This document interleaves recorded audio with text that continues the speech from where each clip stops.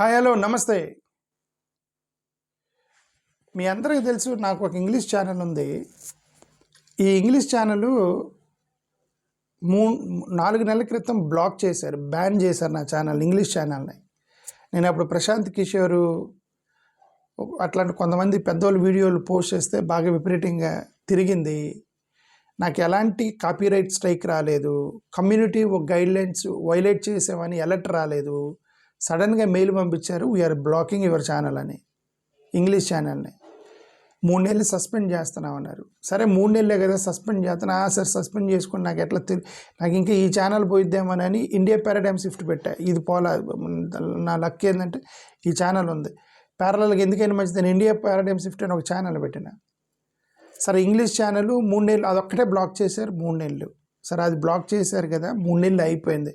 ఫిబ్రవరి 1వ తారీఖుకి 3 నెలలు అయిపోయింది. ఇది ఫిబ్రవరి 11వ తారీఖు. నేను అంటే 3 నెలలు అయిపోయినాక వెంటనే ఓపెన్ చేయాలి కదా నా ఛానల్ని. 11 రోజులు అయినా సరే వాళ్ళు ఓపెన్ చేయట్లే. నేను వాళ్ళకి రిపీటెడ్ మెయిల్ పెడుతున్నా, 3 నెలలు సస్పెన్షన్ అన్నా, 3 నెలలు సస్పెన్షన్ అయిపోయింది, why you are not opening my channel. వాళ్ళు ఏమో రెస్పాన్సిబుల్. సరే వాళ్ళు ఎక్కువ కాలం నా ఇంగ్లీష్ ఛానల్ని ఆపలేరు, చూద్దాం ఎంతకాలం నన్ను బ్లాక్ చేస్తారు ఇంగ్లీష్ ఛానల్ నుంచి. ఓకే, సరే I'm waiting for that is point 1. రెండోది, ఇదొకటి విషయం మాట్లాడుతున్నా ఏంటంటే, విజ్ఞాన్ స్టూడెంట్స్ నాగార్జున యూనివర్సిటీ ఒక విద్యార్థిని పట్టుకొని పిచ్చగొట్టుడు కొట్టారు, మాబ్ లించింగ్ చేశారు. మాబ్ లించింగ్ అంటే ఏంటి, ఒక 10-15 మంది విద్యార్థులు వెళ్ళి కొట్టడం, స్టూడెంట్ని కొట్టడం. ఓకే, సరే కేసు మీ అందరికీ తెలిసి ఉండొచ్చు. ఎవరో ఒక పిల్లోడిని ఎవడో ఇబ్బంది పెడుతున్నాడట, ఆ పిల్లోడికి ఈడికి చెప్పాడట నన్ను ఇబ్బంది పెడుతున్నాడని, ఈడు ఫోన్లో తిట్టాడంట, అన్ని బెదిరించాడట, ఏమరా మా వాడిని తిడుతున్నామని. ఆ కేసు అయిపోయింది, వీళ్ళు కక్ష పెట్టుకున్నారు. ఇప్పుడు వీళ్ళందరూ అతని మీద కక్ష పెట్టుకున్నారు. అతను ఏదో పని మీద ఆ యూనివర్సిటీకి వచ్చాడు, విజ్ఞాన్ కాలేజీకి వచ్చినట్టున్నాడు. యూనివర్సిటీ నుంచి విజ్ఞాన్ కాలేజీకి వచ్చాడు ఆ ఫ్రెండ్ని కలవటానికి. అక్కడ వాడిని తీసుకెళ్ళి ఇదిగో పిచ్చగొట్టు కొట్టారు. చాలా వీడియోలు దారుణంగా ఉన్నాయి, అవన్నీ నేను మీకు చూపించట్లేదు, జస్ట్ ఇమేజ్లు చూపిస్తున్నా, జస్ట్ అవాయిడ్ కమ్యూనిటీ స్ట్రైక్స్ అవన్నీ. ఓకే, ఇవన్నీ కూడా అతన్ని లించింగ్ చేసినటువంటి ఫొటోస్. ఇవన్నీ చూస్తే చాలా దారుణంగా ఉన్నాయి. ఆ ఇమేజ్లు మీరు సోషల్ మీడియాలో చూసుంటారు. ఇక్కడ కేసు ఏంటంటే, ఆ తన్నులు తిన్న పిల్లవాడు నువ్వు మళ్ళీ క్యాస్ట్ దగ్గరికి ఎందుకు వస్తున్నావు అంటే, చాలా ఇంపార్టెంట్ కేసుని కనెక్ట్ చేయబోతున్నా, సుప్రీంకోర్టు జడ్జిమెంట్ని కనెక్ట్ చేయబోతున్నా ఈ కేసుకి. ఇతను ఎవరినైతే కొట్టారో అతను మాది కులస్తుడు. అది నేను ఎఫ్ఐఆర్ చూసినాక నాకు తెలిసింది. నేను ఎఫ్ఐఆర్ ఓపెన్ చేసి చూశాను ఏముంది ఎఫ్ఐఆర్లో అని. ఎఫ్ఐఆర్ చూస్తే ఇతను ఒక్కడి పేరు మాత్రం, అంటే వాళ్ళ తండ్రి వెళ్ళి పోలీస్ కేసు పెట్టాడు, మా వాడిని కొట్టారని. అతను మాదిగా అని రాసి ఉంది. అంటే అతను మాది కులస్తుడు. ఎవరినైతే కొట్టారో, లించింగ్ చేశారో, పిచ్చకొట్టుడు కొట్టారో అతను మాది కులస్తుడు అని ఒకటి క్లారిటీ అయింది. అతను మాదిగా అతను. ఓకే, మరి ఈ మిగతా కొట్టినోళ్ళు కులం ఏంటి అనేది ఎఫ్ఐఆర్లో లేదు. 100% ప్లస్ అక్కడ ఇంకోటి రాసి ఉంది ఎఫ్ఐఆర్లో, కొంతమంది విద్యార్థులు ప్లస్ ఒక 20 మంది దాకా వచ్చి అతను కొట్టారని. మరి 20 మంది అంటే 7 మీద ఎందుకు కేసు పెట్టారు, మిగతా 20 మందిని ఎందుకు కేసు పెట్టలేదు నాకు తెలియదు. Okay, attempt to murder case section కింద పెట్టారు. ఏం పెట్టారు, అటెంప్ట్ టు మర్డర్ సెక్షన్ కింద కేసు పెట్టారు. బట్ ఇతను మాదిగా అతను కదా కొట్టిన అతన్ని, ఎస్సీ ఎస్టీ కేసు లేదు, ఎస్సీ ఎస్టీ కేసు పెట్టలే. ఓకే, నేను ఈ వీడియో పెట్టడం కారణం, ఆ కొట్టిన పిల్లలు ఎవరైతే ఉన్నారో వాళ్ళందరూ కూడా విద్యార్థులే. వాళ్ళ మీద కేసులు పడి వాళ్ళ జీవితం నాశనం అవుతుంది, వాళ్ళ జీవితాన్ని నేను నాశనం కోరుకోవట్లా. ఇప్పుడు ఎవరైతే కొట్టిన పిల్లలు ఉన్నారో వాళ్ళందరూ కుర్రోళ్ళు, యువకులు, ఎమోషనల్గా ఉంటారు, ఆ డిఫరెంట్ ఎమోషన్స్లో ఉంటారు. ముఖ్యంగా మాబ్ ఉంటుంది. ఒక 5-6 కలిసి అనుకున్నారంటే ఇంక వాళ్ళకి అసలు వీళ్ళు ఏం చేస్తున్నారో తెలియదు, అంతనే దాడి చేసేస్తారు పిల్లలు. కంప్లీట్గా ఎమోషనల్గా ఒక కాలేజీలో జరిగేటువంటి విద్యార్థుల యొక్క ఒక 10-15 మంది ఫ్రెండ్స్ ట్రిగ్గర్ అయ్యి ఎదురువాడి మీద దాడి చేయటము, అది నేను అర్థం చేసుకోగలను. ఈ పిల్లల యొక్క భవిష్యత్తుని మీరు కేసులు పెట్టి వాళ్ళకి ఇక జీవితాంతం వాళ్ళ కేసుల్లో పడేయండి అని నేను కూడా కోరుకోవట్లేదు. ఎందుకు ఇంతమంది పిల్లలు వాళ్ళకి అన్యాయం జరగాలని నేను కూడా కోరుకోవట్లే. బట్ చట్టం అనేది తన పని తను చేసుకొని పోవాలి. చట్టం తన పని తను చేసుకోవాలి. కాబట్టి పోలీసులు కేసు పెట్టారు. అటెంప్ట్ మర్డర్ కేసు మీద వీళ్ళని 14 రోజులు రిమాండ్కి పంపించారు 7 పిల్లల్ని. I'm appreciating the police on that. నేను ముఖ్యంగా పోలీసులు నేను అప్రిషియేట్ చేస్తాను. ఎందుకంటే దాన్ని అరెస్ట్ చేశారు, లోపల పెట్టారు, రిమాండ్కి కూడా పంపించారు. బట్ ఇక్కడ నాకు ఈ పోలీసులకు చేసిన దాన్ని నేనేం ప్రశ్నించట్లే. బట్ నేను దేశంలో జరుగుతున్నటువంటి ఎస్సీ ఎస్టీ కేసుల యొక్క నరేషన్ని కోర్టు జడ్జిమెంట్ కనెక్ట్ చేసి చెప్తున్నా.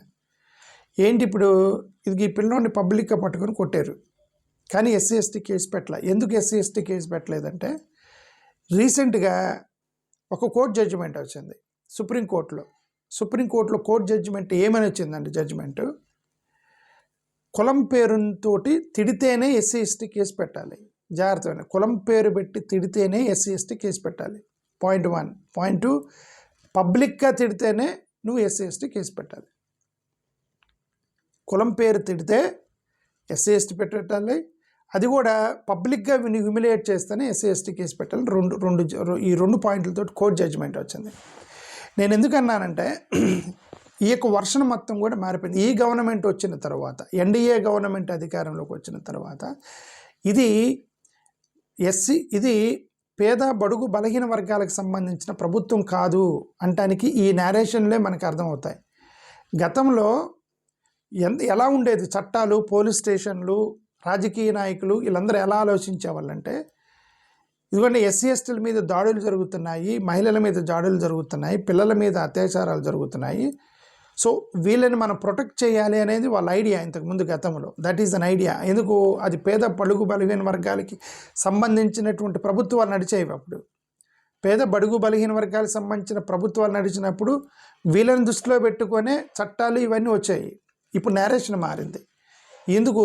ఇప్పుడున్న ప్రభుత్వాలు అగ్రవర్ణాలకు సంబంధించిన ప్రభుత్వాల నేరేషన్ ఇది. ప్రభుత్వాలు అవి అగ్రవర్ణాలకు సంబంధించిన ప్రభుత్వాలు. వీళ్ళు నేరేషన్ ఏం మార్చారు? ఫేక్ ఎస్సీ ఎస్టీ కేసులు పెడుతున్నారు కాబట్టి వీళ్ళని ప్రొటెక్ట్ చేయాలి. నేరేషన్ మారిపోయింది. ఏమన్నారు? ఫేక్ ఎస్సీ ఎస్టీ కేసులు పెట్టి అగ్రవర్ణాల వాళ్ళని హింసిస్తున్నారు, అగ్రవర్ణాల వాళ్ళకి అన్యాయం జరుగుతుంది, ఫేక్ ఎస్సీ ఎస్టీ కేసులు పెడుతున్నారు, వీళ్ళకి అన్యాయం జరుగుతుంది అనేది నేరేషన్ మారిపోయింది. ఓకే, నేరేషన్ మారింది. ఈ నేరేషన్ మారుతుంటూ ఈ జడ్జిమెంట్లన్నీ వస్తున్నాయి. ఓకే, నేను అందుకే అనేది ఏంటంటే ప్రభుత్వాలు ఎవరి యాంగిల్లో ఆలోచిస్తున్నారనే దాన్ని బట్టి జడ్జిమెంట్లు, చట్టాలు ఇవన్నీ వస్తాయి. ఇప్పుడు నేరేషన్ మొత్తం కూడా ఎలా ఉందంటే, రిజర్వేషన్స్ వల్ల మెరిట్ వాళ్ళకి అన్యాయం జరుగుతుంది కాబట్టి రిజర్వేషన్స్ ఎత్తేయండి, ఎస్సీ ఎస్టీ కేసుల వల్ల వీళ్ళకి ఫేక్ కేసులు పెట్టి హింసిస్తున్నారు అగ్రవర్ణాలని, సో వాళ్ళని మీరు కాపాడండి కాబట్టి ఎస్సీ ఎస్టీ కేసుల్ని ఇలా చేయండి అని మొత్తం కూడా నేరేషన్ వాళ్ళ వైపుకి మారిపోయింది. అందుకే డాక్టర్ బిఆర్ అంబేద్కర్ నేను ఒక వీడియో పెట్టినప్పుడు డాక్టర్ బిఆర్ అంబేద్కర్ ఈ ప్రశ్న వేశాడు. అప్పుడు చర్చ జరుగుతున్నప్పుడు దేశం మొత్తం కూడా మతం మీద యునైట్ అవ్వాలి అని అంటే అంబేద్కర్ అడిగిన మొదటి ప్రశ్న ఎవరి నేరేషన్ మీద యునైట్ అవ్వాలి అని అడిగిన ప్రశ్న అంబేద్కర్ గారు. ఎవరి నేరేషన్ మీద యునైట్ అవ్వాలి? ఇప్పుడు సరే మీరు దేశం అంతా ఒకటే ఉండాలి, మందంతా కూడా ఒకటే మతం అని మీకు ఓటేసి గెలిపించారు ఎన్డీఏ గవర్నమెంట్ని. నెరేషన్ను అగ్రవర్ణాలకు సంబంధించిన నెరేషన్లోకి తీసుకెళ్ళి పిచ్చగొట్టుడు కొట్టేటిని రోడ్డు మీద పడేసి కొట్టారు. వాడి మీద ఎస్సీ ఎస్టీ కేసు పెట్టల పోలీస్ స్టేషన్లో. ఎందుకు? నేను పోలీసులు తప్పడతలా, ఎందుకంటే కోర్టు జడ్జిమెంట్ వచ్చింది. నరేషన్ మొత్తం ఇక్కడే కాదు దేశవ్యాప్తంగా జడ్జిమెంట్లు మారిపోయినాయి, మొత్తం మారిపోయినాయి.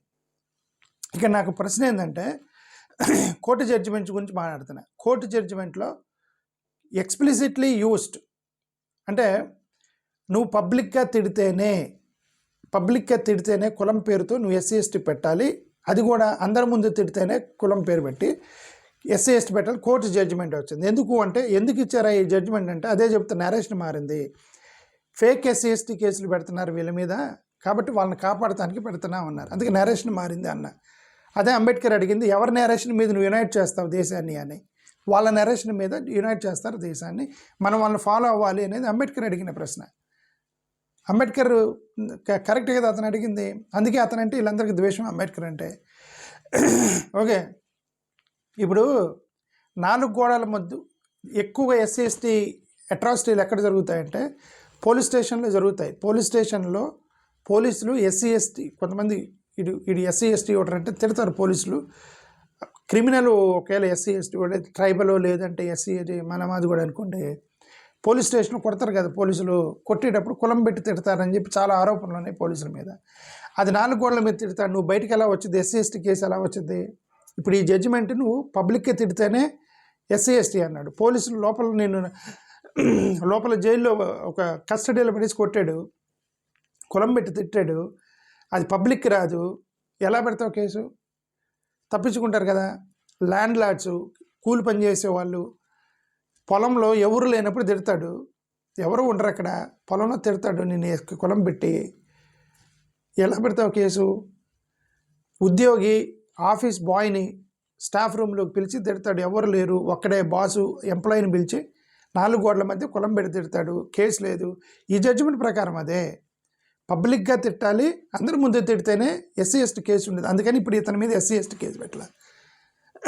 అందుకని ఇప్పుడు ఈ పిల్లడు మాదిగా అతను విజ్ఞాన పిల్లలు పట్టుకొని ఆంధ్ర నాగార్జున యూనివర్సిటీ పిల్లల్ని కొట్టారు కదా, అతను మాది కులస్తుడు, అతనికి ఎస్సీ ఎస్టీ కేసు పెట్టలేదు, ఎందుకంటే ఈ జడ్జిమెంట్ ఉంది కాబట్టి.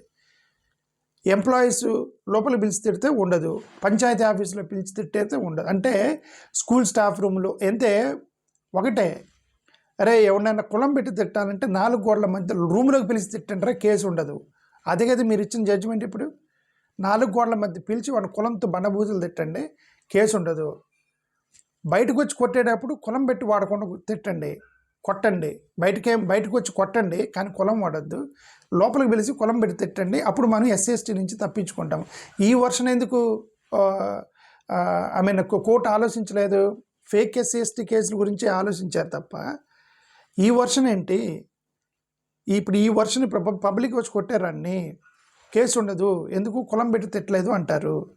అది 2 విద్యార్థుల మధ్య జరిగిన గొడవ, సో కులం లేదు కదా అంటారు. ఓకే, మీరు ఎప్పుడైనా సరే ఒక ఎమ్మెల్యే కొడుకుని కానీ, ఎంపీని కొడుకుని కానీ, మినిస్టర్ కొడుకుని కానీ, బిగ్ షాట్ల కొడుకులను కానీ, ఇన్ఫ్లుయెన్షియల్ పర్సన్కి సంబంధించిన కొడుకులను కానీ ఇలా లించింగ్ చేయడం ఎప్పుడైనా చూసారా?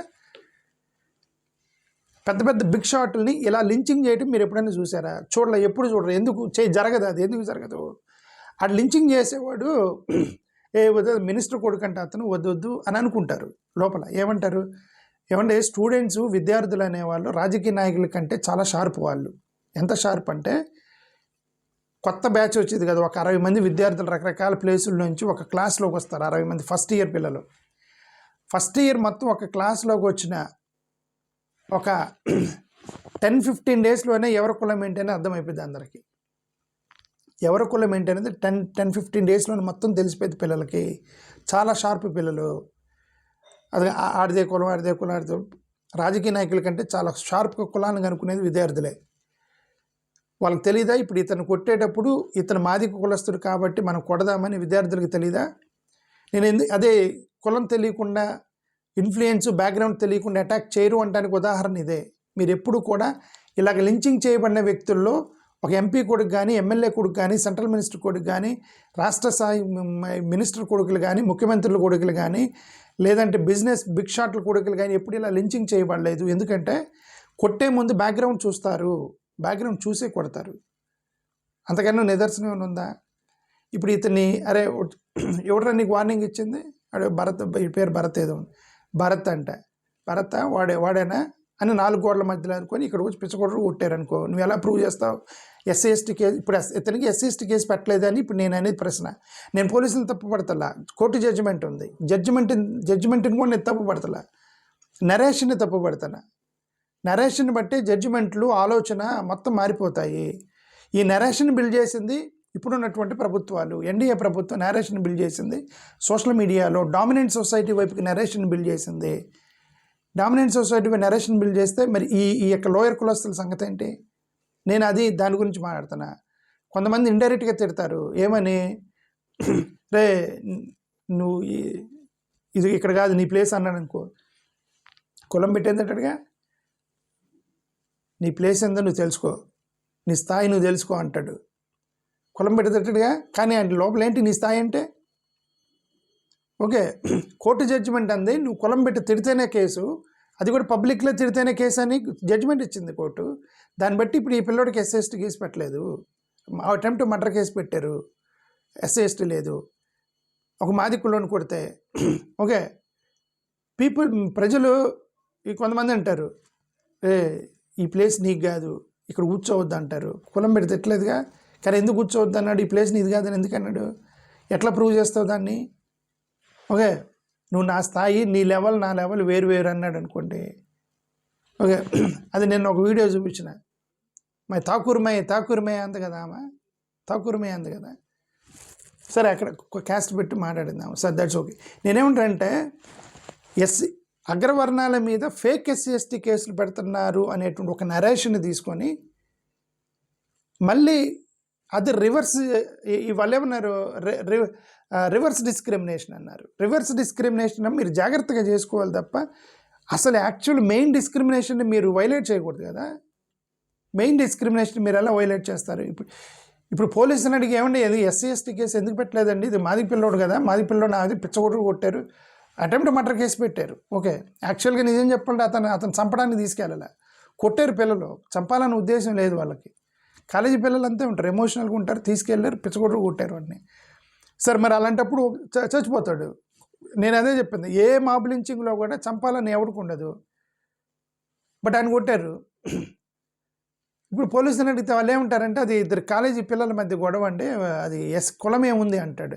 వాళ్ళందరూ వచ్చి కొట్టేటప్పుడు బ్యాక్గ్రౌండ్ తెలుసుకొని వచ్చి ఉంటారు కదా అంటున్నా నేను. బ్యాక్గ్రౌండ్ తెలుసుకొని వస్తారు కాబట్టి ఇట్లాంటి పేద పిల్లల్ని మార్జినలైజ్డ్ సొసైటీని ఎక్కువ లించింగ్ అవుతుంటారు. ఎందుకంటే వాళ్ళు వచ్చేడు ముందు వాళ్ళ రూముల్లో పిల్లలు డిస్కస్ చేసుకుంటారు, వాడు బ్యాక్గ్రౌండ్ ఏంది, వాడు కులం ఏంటని. నా వర్షన్ అది. ఓకే, సో ఇది ఇప్పుడు రాజ్యాంగంలో అన్టచబిలిటీని తీసేసి డిగ్నిటీ అనేది గ్యారంటీ ఇచ్చినప్పుడు ఇప్పుడు ఎలా దీన్ని మీరు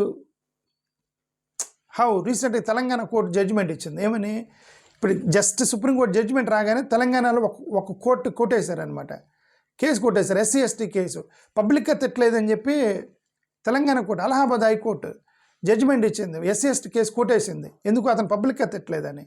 పబ్లిక్గా తిట్టలేదా, 4 గోడల మధ్య డిస్కస్ చేసుకున్నారేమో, డిస్కస్ చేసుకుని అది వాడు మాది కూడా మనం వేసేద్దాం వాడిని తీసుకెళ్ళని చెప్పి అనుకుని ఉండొచ్చు కదా. నువ్వు ప్రూవ్ ఎలా చేస్తావు? అందుకే పబ్లిక్గా తిట్టారా అని కాదు, వీకర్ సెక్షన్కి ఇప్పుడు మహిళలు, నువ్వు చిన్న గ్లాస్ దగ్గర గొడవైనా, యుగో దగ్గర గొడవైనా సరే మహిళ గృహహింస చట్టం కేసు పెడుతున్నారు కదా మీరు.